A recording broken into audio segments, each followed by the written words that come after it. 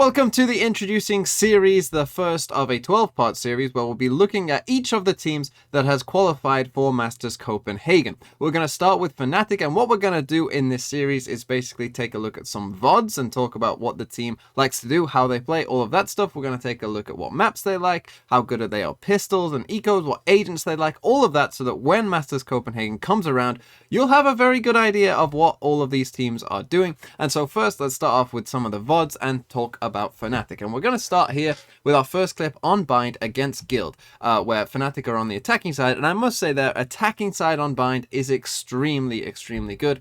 And we will see an example of it right here in this round. So they're going to start off with a bit more of a defaulty look. You can see they put a Fade Haunt up there. They start with a Sky Flash down here towards long, and it does blind safe, as you might have just seen. And then they're going to go for their B play, and we need to keep our eye on Alfia here because he's going to do this lineup. Now, I've spoken about this before. I've done a video about Fnatic on this map before, but this is an incredibly powerful setup that Alfia has, where he has the default Viper setup with the wall here and the orb here that many teams do, but he's going to do lineups across here to B, and he's going to put one in here towards long, and then he's going to do a second one that lands on top of the box on the middle of B site that manages to get both the top of that box, and if you stand underneath it as well, you still get hit by the Viper Molly. So really quite cool thing that goes on there. And the power of this setup is because he can then do this from here, he then has the option to potentially lurk up towards A as well. So what that means is if the attack towards this B side doesn't go that great, he can still then say, guys, I've pushed up on A, you know, we've got space here, let's just go to A instead. And it gives them a great option to rotate as well. But obviously if it does go well, and these mollies are helping it go well, as we will see, it's just an incredibly powerful setup for them to do on the whole. So what we're going to get here is, as you can see, Fnatic start to push up B, and Alfia is going to let go of his molly. They're going to send a boombot into Hooker at the same time, and then as soon as that molly lands where it does right now, as you can see on Russ, they're then going to send the Skydog up towards long here. Now, you might question what Russ is going to do here, because he's going to step back into the molly, but Russ wants to bait for safe. He wants Fnatic to not know that Safe is in that corner, so that Fnatic come running up here, Safe gets a kill, and he can TP out onto the chamber and get away. The thing is, though, this molly completely stops that, right? Because Russ doesn't want to just have to go right back into it, right? So he's been pushed off the initial angle, but then he tries to kill the dog for Safe, trying to stick to the initial plan, but it's too late. The dog has got far enough up that Safe has to kill it himself, and so that means that Russ goes back into the Viper Molly. He goes down to 61 HP. Safe has to TP away because now they know where he is as well, and the whole setup from Guild is completely ruined. This is actually Fnatic's bonus round, by the way, so they don't even have great guns here. They only have Spectres, but now that Russ is down on 61 HP, well, the Spectre will melt you pretty quick. In comes a nade back sight, in comes a Prowler because they know that someone's there. Boaster jumps down, he manages to get that kill, and then Safe tries to peek through the smoke as well to trade that kill, but Boaster is able to find him as well. Then we've got Trex here, who has managed to come onto the back sight, but we're going to send this Prowler towards him as well. We're going to send the Seize in there. Also, the Prowler locks onto him. He gets seized as well. He's completely blind. He's stuck in this area, and Durka just comes around the corner and kills him as well. The Astral Wall goes up, and this is on a bonus round, and it is completely flawless, right? It's just a magical attack from Fnatic, and this is a great example of some of the things. This is Fnatic at their best, where all of their utility works. They get kills that they shouldn't do, right? Even when they only have Spectres versus guns, they still just put themselves in such an advantageous situation with the timing of the utility is all perfect, that it's pretty much unlosable for them. Guild, as you can see, end up saving, and Fnatic win a flawless bonus round. And now let's come to round 22 of the same game, and you're going to see that Guild actually have a stack towards this A site, and that is where Fnatic are going to end up. But you just see the pressure that they managed to create with their utility again to force rotations across. So they send a Fade Haunt to check no one's coming early. They get the Viper set up there, and as you see, they got the Sky and the Raze towards long here. They're going to send out this Boombot, and that same Snakebite from Alfia is going to land, and you can see that Safe gets vulnerable there, and so has to TP away. And that gives this dog so much space, right? They can check this left corner, they can get really deep into sight and see where Safe is, right? And that means that basically Safe was on his own. They were kind of hoping that he'd be able to lock down the speed site on his own and get a kill and play 5v4, but now he's been pushed back so deep that the rotates have to come in, right? As Flash comes in as well, the smokes start to come in. There's a lot of pressure on this B site, and so Fnatic know that like 3 people would have rotated to B site now because they've created so much space, they've had so much pressure, that then they decide, okay, well now let's TP across to the other side and go towards A instead, knowing that those rotates have come in. Let's go to the other site instead. So that is what they do. They send out the Seekers there, and they're going to start to come in towards this A site. So they send up the wall, in goes a Prowler, in go the Seekers. The Seekers see that Russ is pushed up here. They send in the C's here. They get this Molly here as well that hits Leo as well. They're going to send a Flash through the wall. They get that kill there for free. They're going to send up a Fade Haunt up here. That's going to reveal Leo, as you can see there. He dies as soon as he's revealed as well. And then Durka goes pushing through U-Haul with all the chaos going on. We do get a 1-for-1 trade, but then Mystic is able to trade that back as well. And so we end up in this position, a 4v1, and you start to see again that just every bit of utility works. Every bit of utility does exactly what it needs to do. And this round again was pretty much flawless from Fnatic, and they have quite a few of these different rounds, particularly on Icebox and particularly on Bind, some of their strongest maps. They are just very, very good at using their utility to their advantage. Safe is able to get one, but Mystic gets the final kill, and Fnatic win that game. And now let's come to round 10 on Haven. And Fnatic this time are on the defensive side. This is also against Guild, but let's take a look at this round. So you can see we're already 15 seconds or so into the round, and Guild haven't made too much progress. They've kind of just held for any early aggression from Fnatic, and they aren't really going anywhere too fast. We get some sparring here with Althea with the Boombot coming in towards Garage there. But what's going to happen is eventually Guild are going to group up and come back towards A, where Fnatic have Durka posted up with his op that I think we will see sometime soon right here. So he just posted up on A long, right? He has complete control of this.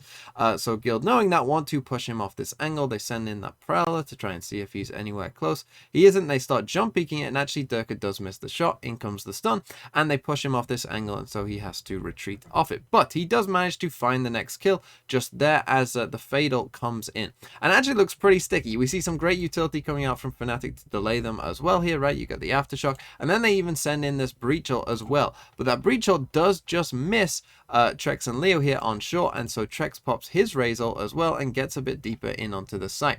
And well, basically Guild actually managed to, it looks like a bad situation, they're actually in a 5v3 here, but they managed to somehow find these kills, right? Russ finds Mystic, who's kind of in a bit of a bad spot there after using the ult and pushing up with it. Trex does really well to find Boaster there as well. All of a sudden it's a 3v3, and Durka is just going to go pushing perhaps a bit too much. Nice little Aftershock in there from Guild, and they actually managed to use the Breach Ult there to kind of secure the site for them and try and get the spike down. The thing is though, Althea has his ult, and this is what I mean. Again, they use their utility to just win rounds because he uses the ult, it manages to get the kill. Obviously the time is very low, and something that Fnatic have is very big brains, because as you can see, he's using his Raze Satchels to just bounce Cold Dementor off the spike. He does it twice, and they manage to win this round, right? They should not have ever really won that round from the position they were in, but just from two satchels, they managed to kind of steal a round. And again, this is something that Fnatic are really quite good at. And finding a bad round from Fnatic actually isn't that easy, or at least like a very bad round. I guess this one might kind of count because they're going to lose two pistols here after they won the pistol and they have the guns. They are going to lose to this low buy of FBX. So maybe you would consider this a pretty bad round because things do have to go wrong for you to lose this round. It starts with this Boombot, right? And well, eventually FBX are able to shoot it. They get the Fade Haunt here towards Vents, and they manage to get that. But Durka goes peeking in again, you know, perhaps a bit too eager in this point, because Zipon is going to hit a very nice shot though, and manage to kill Durka. Not like a disaster decision from Durka there, but you know, maybe a bit over eager to just go running in there with only really a Boombot used to try and clear that angle. So they start off in a 5v4, but we're going to see in this round they get it into a more than winnable position overall as they start to come towards this B site, and they're going to take control of Heaven here. They're going to end up in a very winnable situation, but manage to lose, as you will see. So they get the one way up here from the Omen, they get the Prowler in there, and they start to take Heaven control. They put the Snakebite down there, and Sogetsu only with a classic here is going to die there to Althea, and so we're in a 4v4. And Althea actually manages to get Angel as well, but Zipan hits a really another nice shot, but eventually dies to Boaster. Okay, 3v2, they're against a Frenzy and a Ghost at this point. They should win this round, right? They have dropped the spike, so Enzo has to use a Prowler to go and retrieve it, but he does. And so at this point, you know, they should easily win this round. But we're going to see a bit of lapse in concentration from Boaster there as he's spotted, but he manages to live, right? So it's still, again, 3v2. They have guns, you know, FPX don't. But Boaster makes a big mistake in that he's on really low HP and he just goes peeking out on his own, and as you can see was just one shot to the body from a ghost. And so perhaps again just getting a bit overeager to take that fight there. And then we're going to see that both of them, you know, try to play together and swing together, and they do to start off with. But then again, they're going to just end up being a bit split up here, as Enzo is getting used to use his utility, but Alfie is out here peeking, and so he dies to Ardis there.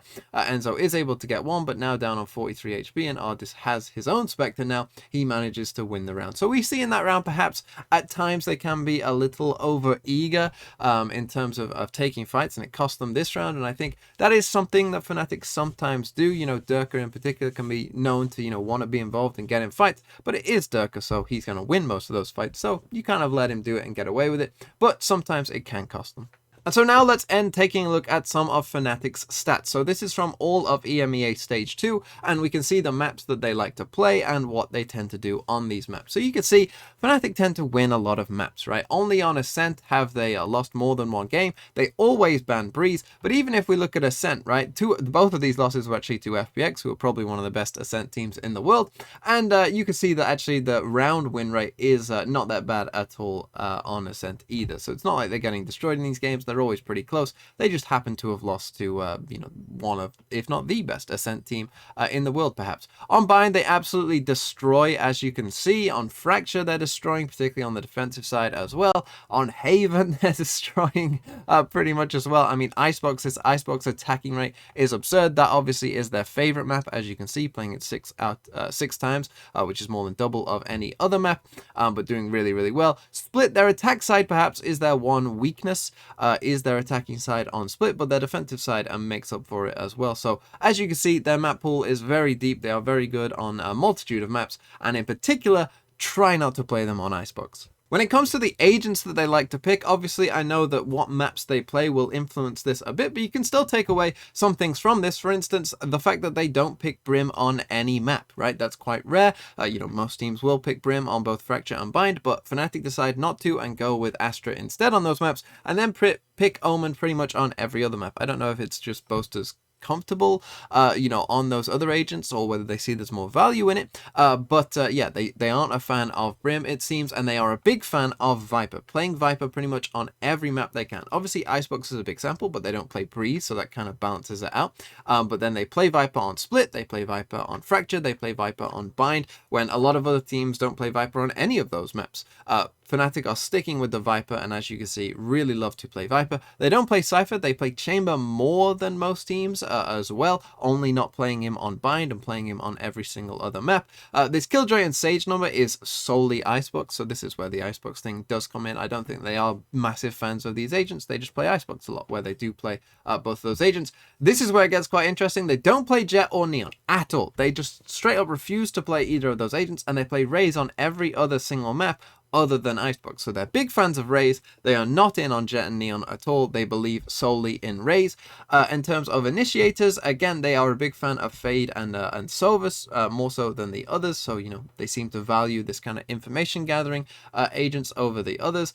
They do play Breach on Fracture and Haven, where he's mostly played, so they kind of play Breach a normal amount. But as you can see, they only play KO and Sky on Ascent, Sky on Bind, the maps where everyone kind of considers them very good. They only play those agents on those maps, and prefer to play Fade and Sova a lot more than perhaps other teams. When it comes to pistol and eco rounds, their pistol rounds are really good, as you can see, winning 65% of pistol rounds. Again, this probably comes down somewhat to their really good utility usage and the fact that they get more value out of their utility than most other teams, which sets them up favorably for pistol rounds in general. So they are very good at them. And then when they're on eco, they tend to do pretty well as well, winning 39% of those rounds. So this is when, you know, you have either very low buys or nothing buys. They do win a fair amount of those rounds still, and when they're against eco or semi-ecos, this perhaps is the one thing that I'm sure maybe they'd like to improve. They do lose some of these rounds, not a ton, but you know, some rounds they perhaps lose a bit more than they would really like, but they're still doing okay.